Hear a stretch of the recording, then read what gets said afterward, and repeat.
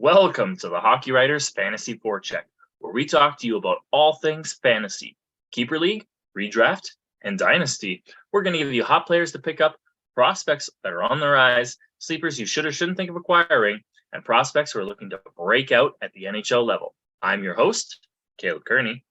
And I am Jakub Strozyk. And today our topic will be different archetypes of defenders that you should target for your leagues. But Jakub, why don't you get us started with some hot players for this final week of fantasy hockey? Yeah, players that you're going to want to grab since they're hot going into your final week. So if you're in that championship, definitely give them a look on some of your extra spots. First one I want to dip right into is Alex Killorn from the Tampa Bay Lightning. Killorn generally has always been a consistent player, but I've noticed this year he hasn't been rostered nearly as much, so he might still be available on some waiver wires for you to pick him up and grab him. He's got 7 points in his last 7 games. He's up playing top 6 minutes. And at the end of the day, he plays on Tampa, so you can't go wrong with a player like that. Absolutely. Killorn, he's solid. He's always contributed in some way. There's been times where his consistency has kind of been off a little bit, streaky here, streaky there. It just kind of happens. But as far as like peripherals go, he's usually pretty good for peripherals.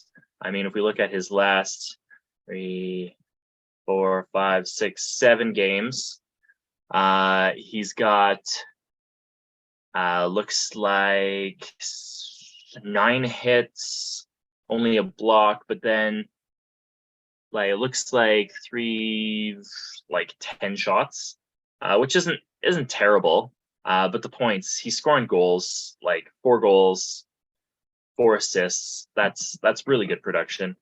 And yeah, when he's on Tampa Bay getting top 6 minutes, he's getting power play time. That's what you want. So 100%. Jakub, who do you got next? Next up, I'm going to talk about somebody that I didn't think I would ever have on this list. Buffalo Sabres forward Casey Mittelstadt. Been a third liner throughout the course of the year, and he's been just cold beyond all imagining at different stretches. But as of right now, he's probably one of the hottest players around. He's got 11 points in his last 7 games. Most of those are assists, but he has chipped in a couple of goals. He recently got a promotion to the Sabres top line between Alex Tuch and Jeff Skinner. So playing with them doesn't hurt his point production or his ice time. He also got added and is doing a little bit more on the power play as well, so he could jump in and throw in some more power play points. Always a fantastic thing to add to your roster. And he does win a decent amount of faceoffs, so that's something else that he brings to the table. He's not somebody that generally produces this well. So right now, while he's in that position to be scoring and putting up good points, grab him and throw him in that extra spot. Yeah, why not pick him up? Bit of a sleeper pick there. He's not really heavy on the peripherals. Only 3 hits and 2 blocks in the last 7 games. But you love to see multi-goal games. His last game against Carolina, was 2 goals, and then he's got 9 assists in his last 7 games. So that is fantastic across the board. Casey Mittelstadt, he's been he's slowly getting there. As far as his career goes, his points per game percentage isn't too high. Over his career is about half a point per game. He's played 273 games in his career now. So he's kind of at that stage where maybe something happens, but he's definitely just kind of a waiver pickup at this point. And as soon as he cools off, I would drop him like a ton of bricks. So that's my thoughts on Casey Mittelstadt. The prospects who are on the rise right now. One big one who it might be flying under the radar in a lot of circles, but definitely not in the land of the Red Wings, and that's Sebastian Cossa. Okay, he's playing in the ECHL right now, and in 44 games so far this season, he has a 2.48 goals against average, a 915 save percentage, 4 shutouts, and his record is 26-15-0. That's pretty good. It's a pretty good record. And the ECHL isn't the best league, obviously. It's basically like the farm league of the AHL, but the quality of competition is still higher than, say, the CHL, right? Because you still get guys who've been playing hockey a lot longer, and you have those AHL veterans who maybe get demoted to ECHL or whatever the case is. And he did have 3 games in the AHL this year, did not do great. 5.57 goals against average, 983 save percentage. So he wasn't ready for the A yet. And it really looks like he's kind of gained his confidence. And he's a big boy. He's 6'6", 210, and this 2021 first round pick, likely he takes another 2 to 4 years before he kind of hits the NHL in any sort of consistent capacity, more likely than not as a backup. But nice to see him get rewarded for his hard work. He was named the goalie of the month for March in the ECHL, a record of 6-1-1, a shutout, 1.73 goals against average, 944 save percentage. He's locked in. He's probably going to the AHL next year. And that's, Red Wings fans love to see that. Hopefully that helps them feel a little bit better about not taking Wallstad in that position 2 years ago. Yeah, I mean, Cossa, he's got all the right pieces to be a starting goalie in the NHL. So if you're patient with him, you're going to get a decent amount out of him by the time he actually cracks the lineup. Absolutely. And now the sort of big guy who's just signed his ELC with the New Jersey Devils, Luke Hughes. All right. And he was just a fire. Pardon me. He was just a firecracker this year. Okay. In 39 games played, 10 goals, 38 assists for 48 points. Hard not to be excited about this guy. It looks like they're going to try to get him into a game before the end of the regular season.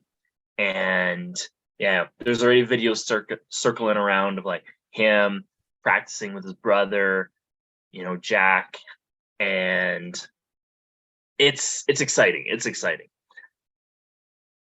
Jakub, what do you got on Luke? Yeah, Luke Hughes, from the point he got drafted by the Devils, there was definitely just an immense amount of excitement from Devils fans and definitely from Jack Hughes. You're going to bank on Luke being the one on the defensive end to maybe have a similar style game to their other brother over in Vancouver, Quinn. He's a good points defenseman. He's got decent size to him at 6'2", so you might get some physicality out of him once he makes the jump to the NHL. There's no guarantee of that, though. So he's a bit of a wild card when it comes to this really high-end Devils group. He'll probably play one game, and we'll see if he ends up doing anything in the playoffs. But as far as regular season goes for fantasy, he's not really going to do much for you now, but he's someone to keep an eye on for next year, absolutely, because I don't see him as an AHLer. I don't really think that I think he's good enough to make the NHL roster, especially with the style that the Devils play. It's speed, it's skill, and he's going to fit right into that system like a glove. So he, like you said, he had a fantastic year on a really stacked Michigan team, but he was a big part of it. So if you're able to pick up Luke, he's going to be a fantastic sleeper kind of fantasy option for you. I would say even by next year. Yeah, by next year for sure. And obviously a lot of that depends on what happens, on the Devils blue line.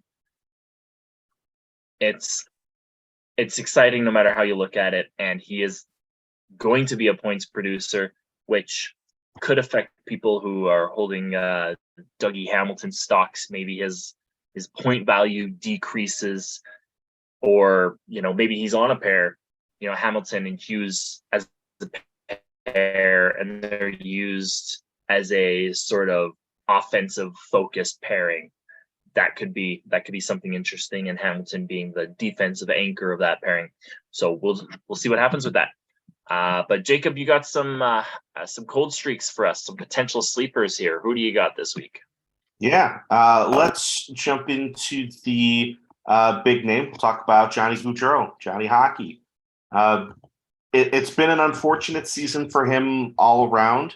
Even though he's putting up, decent numbers, he's almost at a point a game for the whole year. He's got 71 points in 77 games.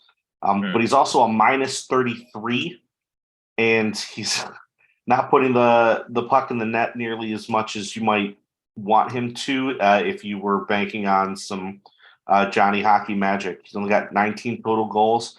And if we're talking about where he's been at recently, in his past 6 games, he only has 2 points, and they're both assists. And he's sitting at a -2 in that same span. So he's not really doing anything offensively. He's not really doing anything defensively. He rarely ever hits. He doesn't really get any block shots. The only thing that you're really getting out of him right now is shots. He's getting above 3 shots a game. So you can't really complain too much about that. So if you are using him, you're going to get a little bit out of something or out of his offensive categories like shooting, but you're not getting any actual point production out of him. And I think that warrants his spot as a sleeper option for this week, and possibly even a bench for somebody a little bit hotter.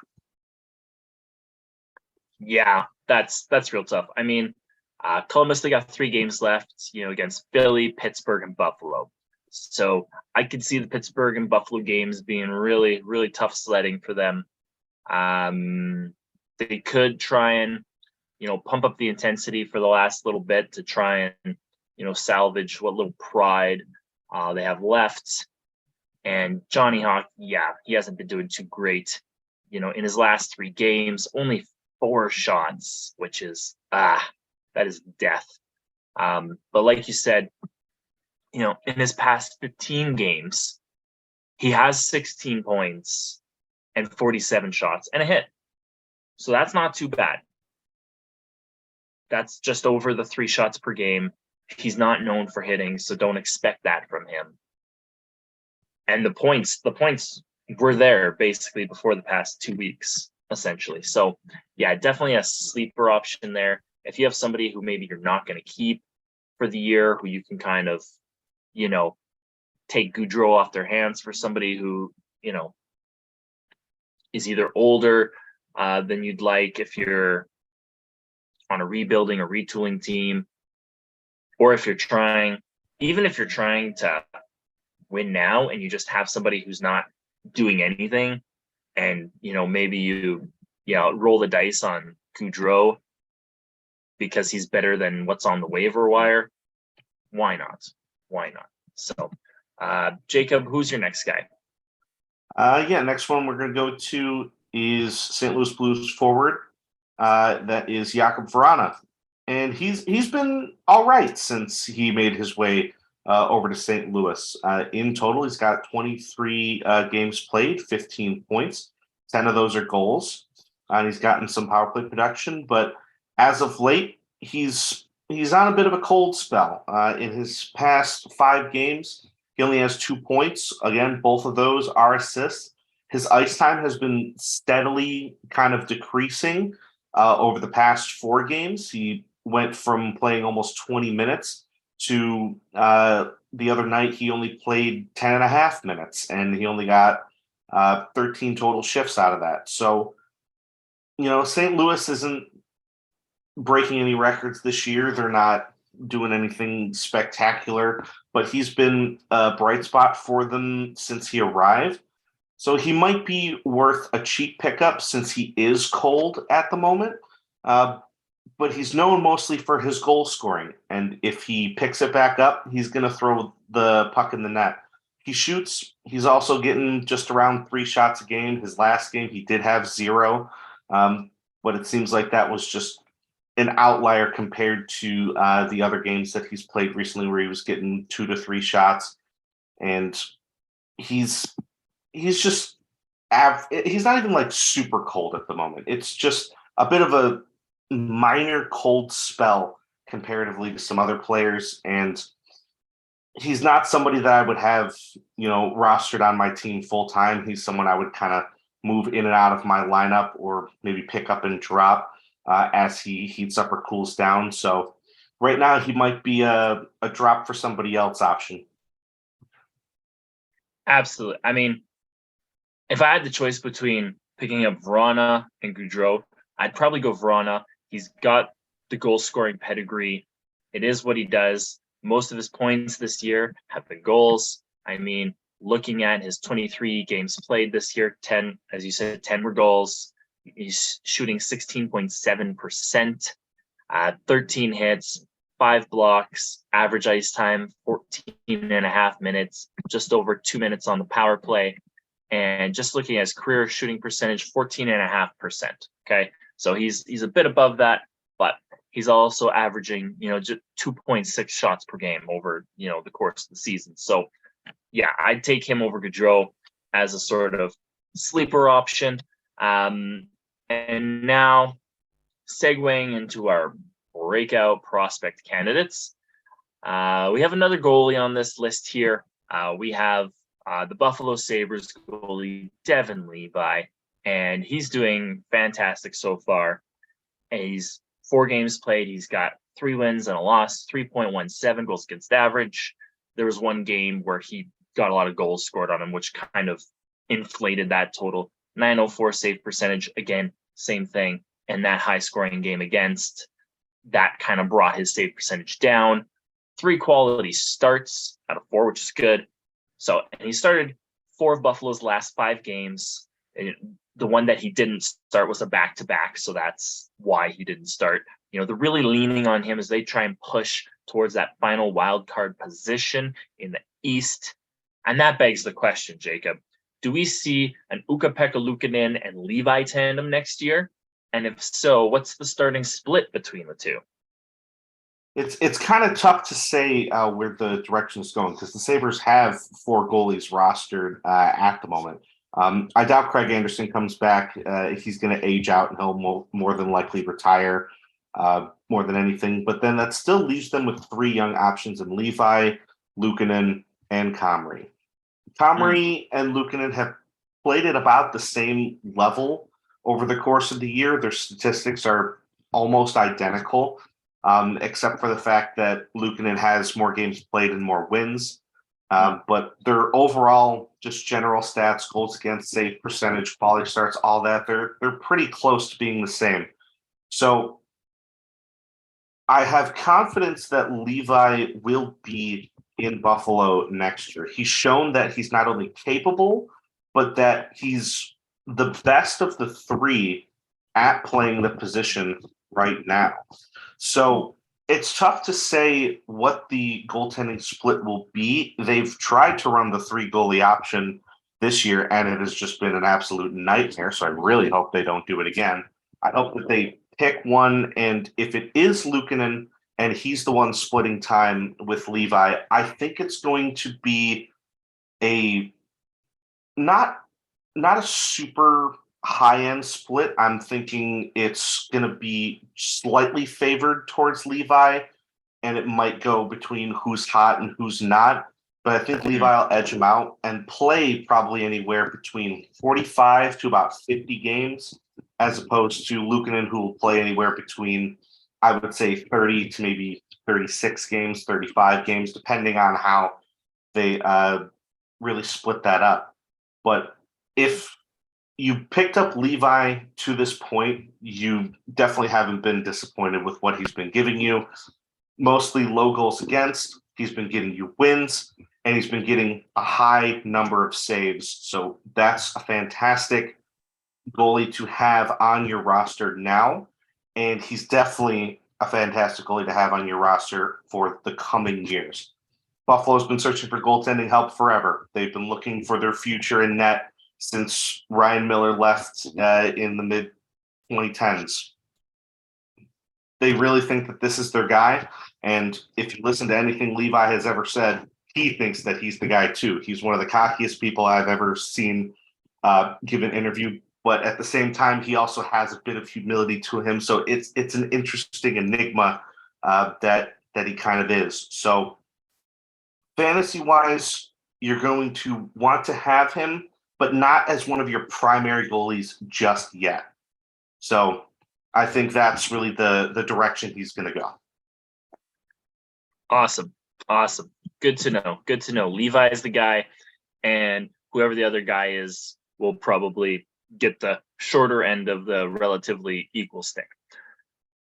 The other guy I'm going to quickly go into for a breakout prospect candidate, Matias Maccelli. Okay, 62 games played with Arizona, 11 goals, 37 assists for 48 points, 59 shots, 23 hits, 19 blocks, 13 power play points, 15 minutes, 40 seconds of total time on ice, and a minute 50 of power play time on ice. This is great point production for a rookie. Not a lot of peripherals to speak of, even with shots, like basically a shot a game, which is not great. But he's definitely a guy to have on your radar and maybe take a stab at with a seventh round pick in a keeper league or later, or snap him up on your waiver wire and just see what he can add to your team next year. It's definitely a low risk option. Again, as we've been saying all throughout the year, Arizona is going to get a top 5 or top 7 pick in this year's draft. And whoever they get, there's a good chance they can step into the NHL this year. And if not, they do have folks coming in. Logan Cooley's on the way. Dylan Gunther's on the way. Those are just 2 of the players that we could see, really turn the Arizona team into something respectable. All right. And that's all that we're going to do for that portion of the show today. Moving into the topic of the week, defenseman archetypes. All right. And now an archetype is basically just a prototype or an outline of behavior that is repeated across several different people. Okay. So we're going to go through the different sort of archetypes that can be valuable to your fantasy team and give you a couple examples of some players who fit that archetype. Okay. So I'll get started here. I'll start with my favorite archetype, and that's what I'm basically calling a multi-cat maestro. Okay. And these are the defenders that do it all. They have great peripheral numbers, give you really good point totals. And the more of these players you have on your team, the better. You want to have at least 2 of these on your active starting roster if you want to be competitive. If you have 3 to 4 of these types of players, you're probably winning your league, or you're at least competing for that top spot. And so, Jakub, who is your pick that you would have if you could pick any multi-cat maestro in the league? Who's the one guy you would want on your team? I would probably be looking just for a home people's perspective at Rasmus Dahlin. Over the past year, he's been just elevating every part of his game. He's throwing more hits. He's getting more points. He's getting assists. He's blocking more shots. He has turned from just an offensive defenseman into an all-around defenseman. So he would be my pick. That's a really, really solid pick. I mean, he's kind of on my list too for that category.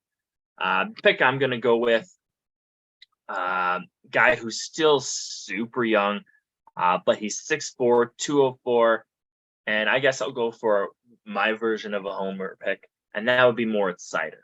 All right, he's 22 years old, and similar to Dahlin, he can do it all, and that's the whole point of this archetype. They do it all. He gets points. Last year he had 50 points. He has 42 points this year. in 3 less games. There's still chance for him to get really close to that same point total as last year. Shots are a bit down from last year, but he's still about like 2 shots a game, which you'll love to see. Hits, he's surpassed his hits from last year. He's like 2.5 hits per game, basically, and more blocks than last year. And he's getting more power play time on ice. And last year averaged 23 minutes. This year, 23 minutes, 14 seconds. And the sky's the limit for this guy. Even if this year's considered a down year, just because of how it kind of started, he's going to come back bigger and better than ever next year. And don't discount these young defenders. They can make you look silly. The next archetype we're going to go through is the peripheral performers. And these are the defensemen who are basically the peripheral specialists. They get high shot, block, or hit numbers. Their points are typically sparse, but when they're on your team, they raise the baseline of your peripherals, whether it's a points league or a category league. They give you that coverage to raise the floor of your team to help you compete every single week.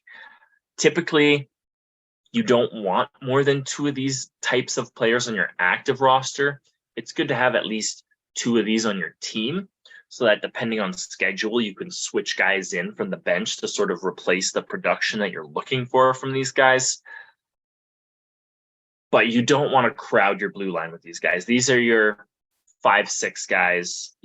At most you have 2 actively, depending on, if you really need to boost one category. Maybe you have 2 guys that you bring in who are really hit a lot, and you plug those guys in your lineup to help you win that category.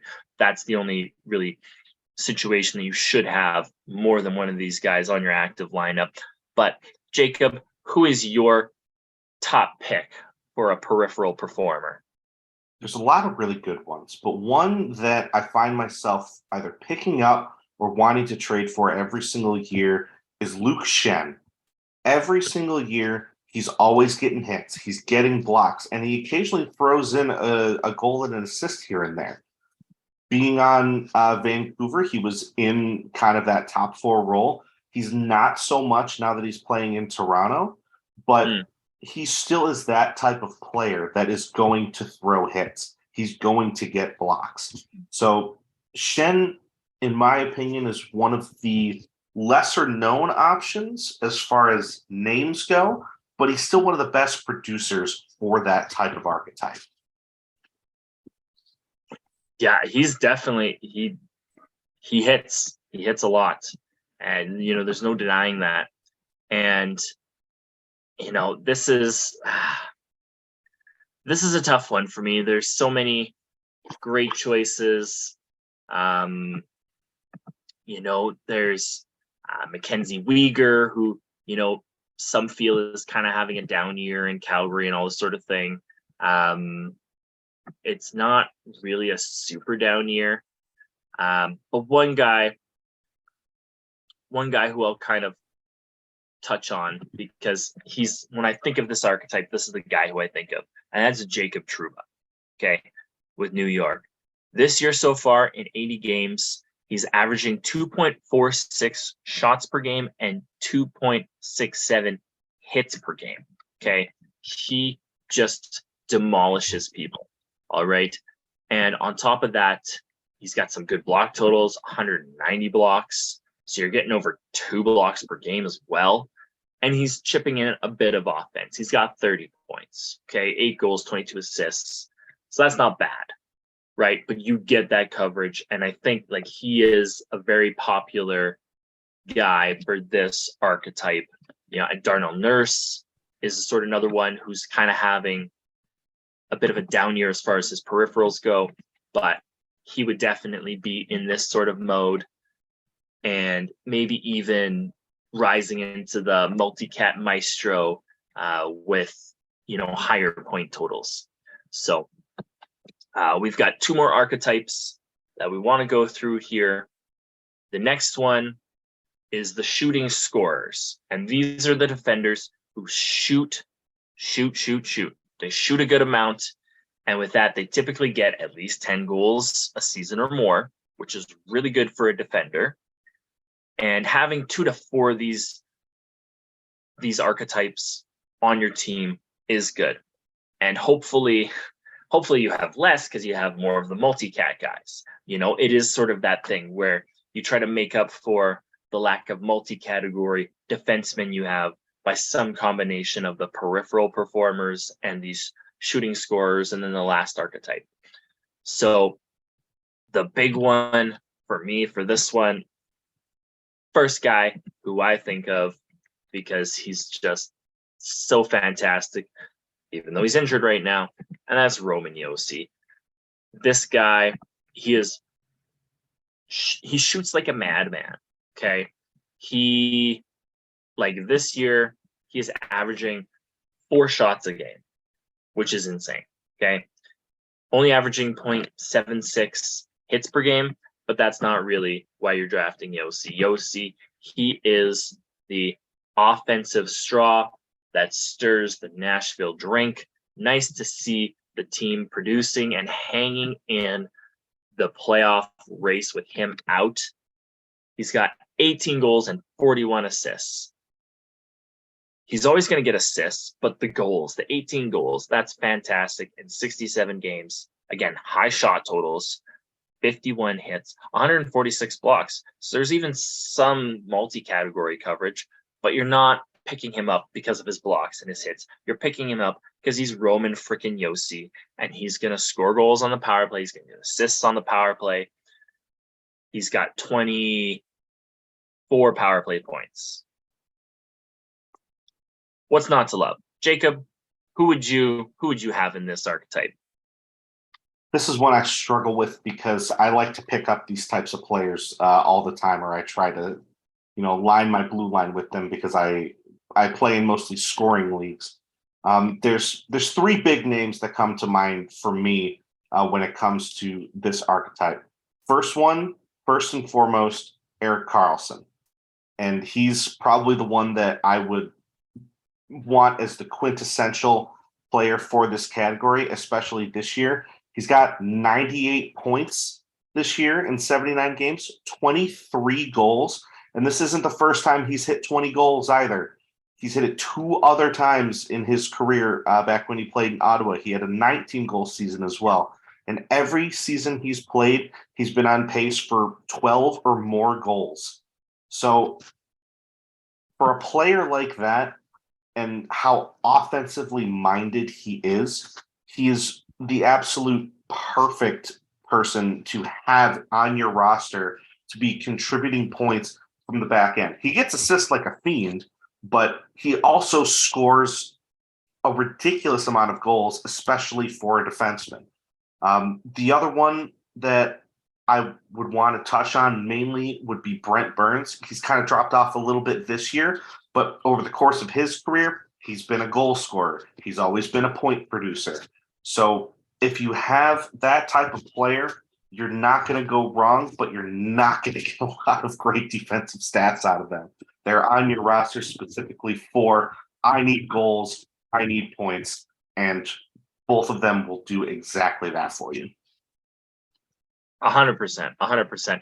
And, a quick thing just on Burns, he's averaging 3 shots a game this year. It's fantastic. 14 goals. Fantastic. Right? It's beautiful. It's nice to see that, now that these 2 guys are split up, that they're really sort of having bounce back years this year, because there's, they're not fighting for the same slice of the pie, as it were, which is, kind of huge for these 2 players. Now, a lot of what you've just said about these shooting guys really kind of goes into our last archetype, the assist assassins, as I'm dubbing them. And these, self-explanatory, these players just get tons of assists and points. Maybe they get goals just by default, really valuable in points leagues, maybe not so much in your peripheral or category leagues, unless you utilize them like a sort of point specialist. And, that can help you if you're kind of strategic about it. So for me, for this category, I would have to go with Adam Fox. Okay. As far as peripherals go, this year averaging just under 2 shots a game, 0.31 hits per game, which is just kind of blah. But his points, he's got 59 assists in 80 games. Okay. That's fantastic. He does have 12 goals, so there's that point total. And his blocks, he is getting over a block per game. It's not 2 blocks per game. He's got 123 blocks in 80 games. You get Adam Fox because of the points. You don't get him because he's really boosting your peripherals. If he gets a lot of peripherals, that's a bonus. That's what this archetype is. Jacob, who's your assist assassin? There's only one name that comes to mind for me when it comes to assists as a defenseman, and it's Quinn Hughes. He, for his entire career up to this point, just constantly puts up assists without even trying sometimes. And it's insane what he's been able to do from last year into this year. He has almost an assist per game, 75 games played, 73 points, but he's got 75 games played, 66 assists. That's absolutely insane when it comes from the back end and from a team that isn't spectacular either. He's still putting up the points.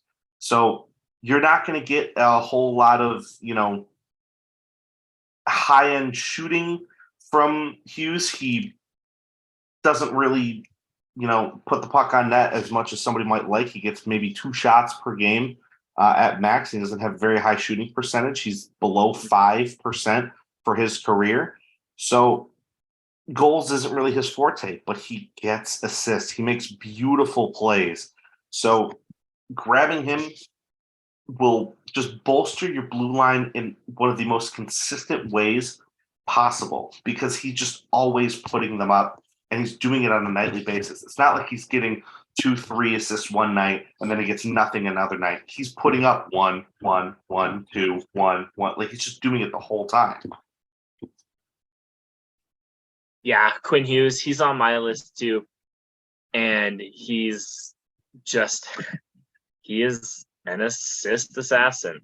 It's pretty apparent there with his almost assist per game. Kind of crazy just to sort of take that all in. And again, he even has less peripherals than Adam Fox. So that really sort of shows you that is his specialty, is the assists. And there's only one defender who has more assists than him in the entire league this year, and that's Erik Karlsson with his 75 assists. And right behind Quinn Hughes is Adam Fox with his 59 assists. So there you go. Those are your top assist guys. And with that is all the time that we have for today's show. Next week, we are going to start diving into our divisional recaps, where we'll go through team by team, give you some players who made an impact either positively or negatively over this past year. So tune in for that discussion next week. You can follow the podcast on Twitter at THW Fantasy. I'm on Twitter at Caleb Scouting. I'm also on Twitter at Strozyk7. If you are watching on YouTube, be sure to like this video and subscribe to the Hockey Writers YouTube channel. If you are listening in podcast format, subscribe to the podcast and please leave us a review on whatever platform you listen to. You've been listening to the Hockey Writers Fantasy Forecheck. Keep your stick on the ice, get pucks in deep, and give it 110%, eh? I'll see you next week.